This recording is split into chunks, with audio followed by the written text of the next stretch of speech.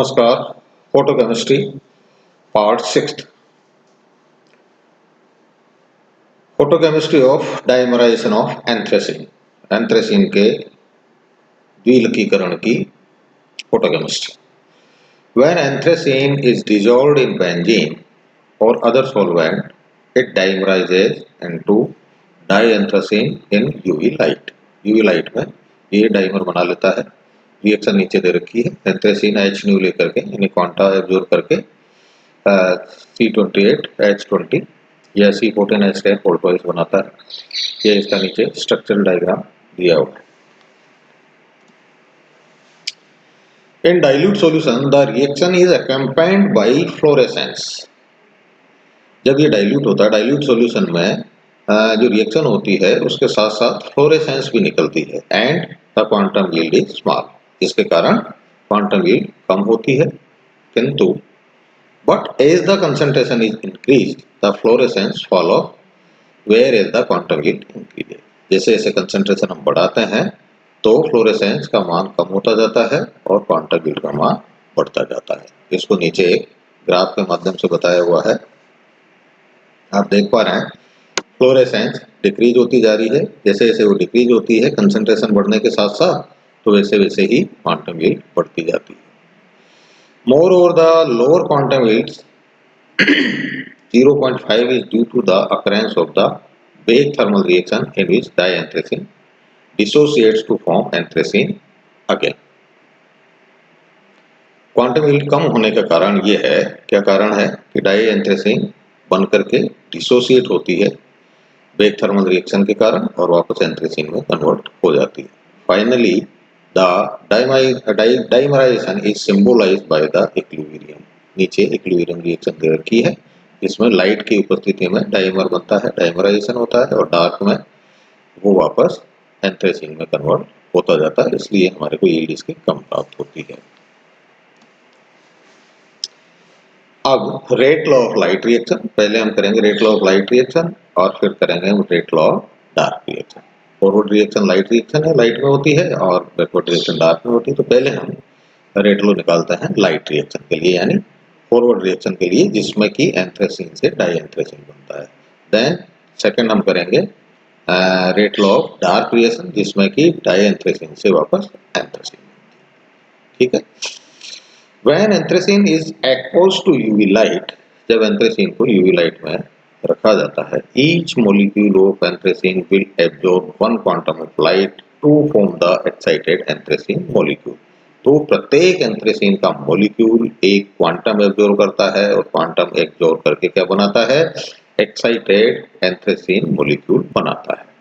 इसका मतलब excited anthracene molecule बनने की जो दर है वो रेट किसके ऊपर डिपेंड कर रही है, एब्जॉर्ब क्वांटम के ऊपर।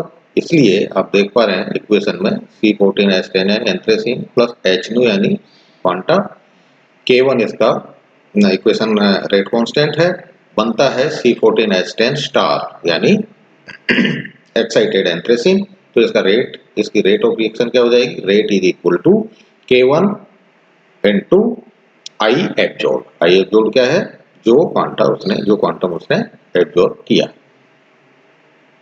ठीक है।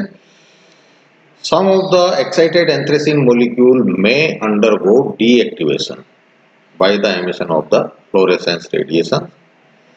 कुछ एक्साइटेड एंथ्रेसीन मॉलिक्यूल डीएक्टिवेट हो सकते हैं, इसके कारण फ्लोरेसेंस के उत्सर्जन के कारण, एमिशन के कारण। ये फ्लोरेसेंस क्या होता है ये हम आगे चर्चा करेंगे। फ्लोरेसेंस, केमिल्यूमिनेसेंस, फॉस्फोरेसेंस वगैरह वगैरह ये हम चैप्टर के लास्ट में डिस्कस करने वाले हैं।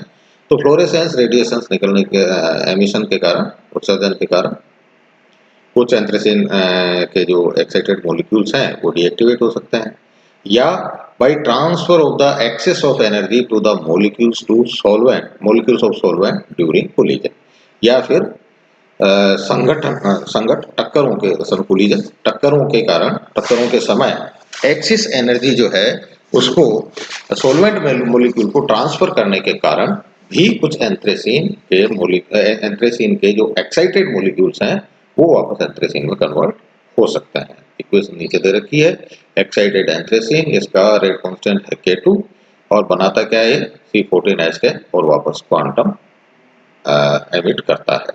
तो इसकी रेट ऑफ इक्वेशन क्या होगी, rate is equal to K2 into anthracene star. क्योंकि रेट ऑफ रिएक्शन कैसे निकालते हैं अपन, rate of reaction is equal to product of reactants. तो यहाँ पर रिएक्टेंट क्या है C14H10 स्टार। तीसरी बात, some other excited molecules may undergo collision with a normal molecule। और जब वो नॉर्मल मॉलिक्यूल के साथ कोलाइड होता है तो क्या बनाता है, to form a molecule of dianthracene. तो ये एक्साइटेड मॉलिक्यूल, यानी स्टार्टिंग हमने कहाँ से किया, एंथ्रेसीन का मॉलिक्यूल क्वांटम लेकर के एक्साइटेड एंथ्रेसीन बनाता है। वो एक्साइटेड एंथ्रेसीन वापस एंथ्रेसीन में कन्वर्ट हो सकता है, किसके कारण, फ्लोरेसेंस एमिशन के कारण, या फिर सोलवेंट मॉलिक्यूल को एनर्जी देने के कारण। और तीसरी बात, तीसरे स्टेप में हम क्या कह रहे हैं कि ये एंथ्रेसीन के एक्साइटेड मॉलिक्यूल किसी एंथ्रेसीन के नॉर्मल मॉलिक्यूल के साथ में कोलिजन के फलस्वरूप डाइमर बनाते हैं और इसका रेट कांस्टेंट है K3। तो इसकी रेट इक्वेशन क्या हो जाएगी, रेट हो जाएगी rate is equal to K3 into reactant का गुणनफल। तो रिएक्टेंट क्या है यहाँ पे, एक्साइटेड एंथ्रेसीन और नॉर्मल एंथ्रेसीन। ठीक है, now derivation of rate law. इन तीनों स्टेप्स के आधार पर हम रेट लॉ का डेरिवेशन करते हैं। Rate of formation of dianthracene is given by rate of reaction जो है डाइएंथ्रेसीन के बनने की, नीचे दी हुई equation number 1, d/dt dimer is equal to K3 anthracene star into anthracene. Suppose इसको छोटा करने के लिए मान लीजिए हम कहें कि एंथ्रेसीन नॉर्मल मॉलिक्यूल को A से रिप्रेजेंट करें, एक्साइटेड को A स्टार से और डाइमर को A2 से रिप्रेजेंट करें। तो इस इक्वेशन को हम इस प्रकार से लिख सकते हैं, d/dt A2 is equal to K3 into A star into A, या हम कहें K3 into active mass of A star into active mass of A। Now d/dt A star is equal to क्या हो जाएगा, A स्टार की बनने की दर क्या होगी। अब हम तीनों स्टेप को इसके अंदर जोड़ेंगे। K1 I एब्जॉर्ब शुरुआत पहला स्टेप, उसमें से घटा दें आप K2 A स्टार, उसमें से फिर घटा दें आप K3 A star into A। ये मिली हमें equation number 3। As A star is a short lived radical. A star क्या है, एंथ्रेसीन स्टार एक शॉर्ट लिव्ड रेडिकल है, एक ऐसा रेडिकल है जिसकी उम्र बहुत कम है। इट्स कंसंट्रेशन इज स्मॉल, जिससे कि इसकी कंसंट्रेशन कम है, therefore stationery state treatment can be applied. इस कारण से हम इसके ऊपर स्टेशनरी स्टेट ट्रीटमेंट अप्लाई कर सकते हैं, जो कि क्या होता है, d/dt A star is equal to 0। ये स्टेशनरी स्टेट ट्रीटमेंट होता क्या है, ये आगे दिया हुआ है पेज नंबर 34 पे, मैं आपको बता देता हूँ। यहाँ पर ये यहाँ पे एक बॉक्स बना करके इसको दिया है, थोड़ा मैं आपको बड़ा करके दिखाता हूँ, आपको ढंग से समझ में आ जाएगा। आप ये जो वायलेट कलर से लिखा हुआ उसको उसके ऊपर ध्यान देंगे। क्या कहता है स्टेशनरी स्टेट लॉ या स्टेडी स्टेट लॉ कंसेप्ट क्या कहता है, चेन कैरियर्स और फ्री रेडिकल, जो कि हमारा एंथ्रेसीन स्टार है, चेन कैरियर्स और free radicals decomposes by the same rate by which they perform. यानी फ्री रेडिकल्स या चेन कैरियर उसी दर से डिकम्पोज होते हैं जिस दर से वो बने थे। So this rate of formation of the rate of formation of the free radical supposed to 0। इसलिए फ्री रेडिकल के बनने की दर को 0 के बराबर माना जा सकता है। यह है स्टेडी स्टेट कंसेप्ट या स्टेशनरी स्टेट कंसेप्ट। वापस हमारे टॉपिक की तरफ हम आते हैं।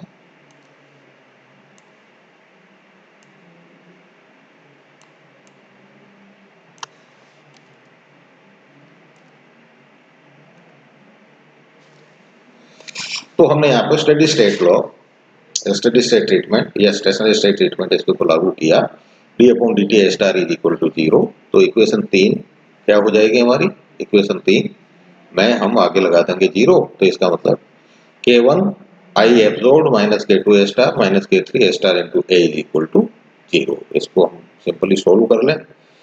माइनस की जो वैल्यूज हैं उनको हम दाएं पक्ष में ले जाएं तो बन जाएगा ये K2 A star plus K3 A star A, और सिंपल मैथमेटिक्स से आपको A स्टार का मान मिल जाएगा K1 I absorbed upon K2 plus K3 A। Substituting the value of A star in equation number 2, equation number 2 में equation number 5 से A star का मान रखने पर हमारे को इक्वेशन नंबर 6 प्राप्त होती है। So rate of formation of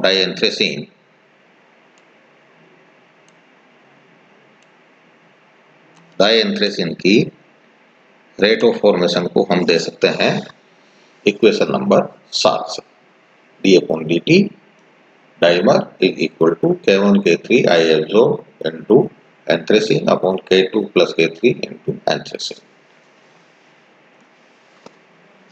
इसके आधार पर हम इसके निकालते हैं क्वांटम यील्ड।